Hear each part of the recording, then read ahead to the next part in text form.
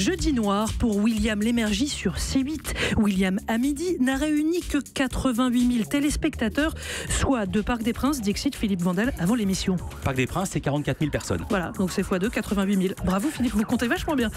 Sur Canal+, notons un léger mieux pour la case de l'Access, à la peine depuis son lancement, mais l'info du vrai Div Calvi a réuni hier 166 000 téléspectateurs. C'est un peu mieux. Philippe me fait des signes. C'est presque 2 stades de France. 79 000 le stade de France.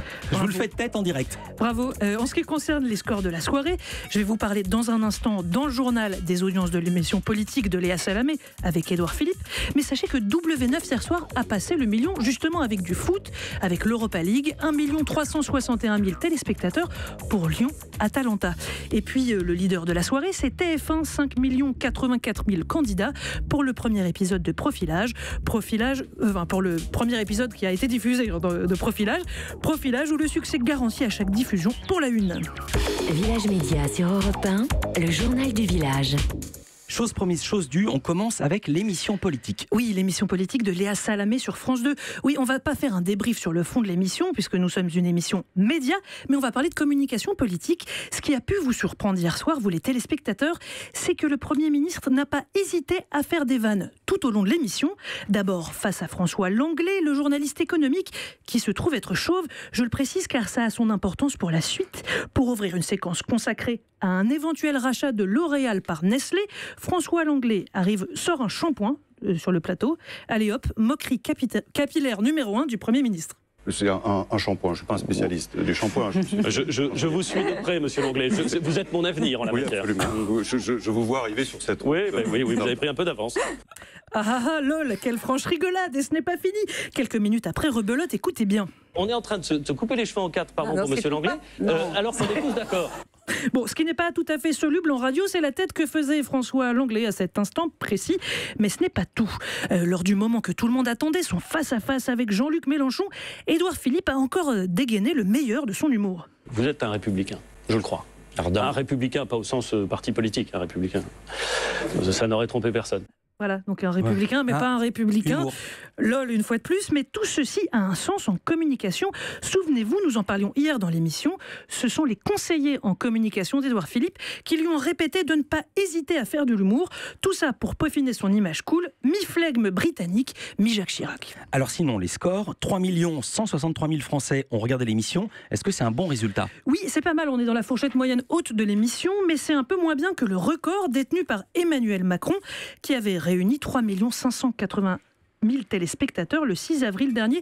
C'est aussi moins bien que Marine Le Pen qui dans l'émission avait réuni 3 470 000 téléspectateurs. Alors tout à fait autre chose, maintenant vous allez nous raconter une journée particulière hier dans la tour TF1. Oui, tout commence hier matin quand le magazine Télérama sort un scoop média. Cela concerne rien de moins que la direction de l'information de TF1. Le scoop, c'est que Thierry Tuillier, jusqu'ici directeur de la chaîne d'info LCI, chaîne du groupe TF1, remplace Catherine Neil en place depuis 2009. Comme ce changement n'était pas encore officiel chez TF1, branle-balle combat dans toute la tour où les réunions se multiplient toute la journée. Thierry Tuillier devant les journalistes de TF1, Thierry Tuillier devant ceux de LCI. Et justement, devant la rédaction d'LCI, Catherine Neil, évincée malgré des audiences favorables, confirme qu'elle a décidé de quitter le groupe TF1. Tout ceci nous emmène à 17h18. TF1 envoie enfin un communiqué officiel qui confirme l'ensemble des informations. Alors, qui pourrait remplacer Thierry Tuillier à la tête de LCI ?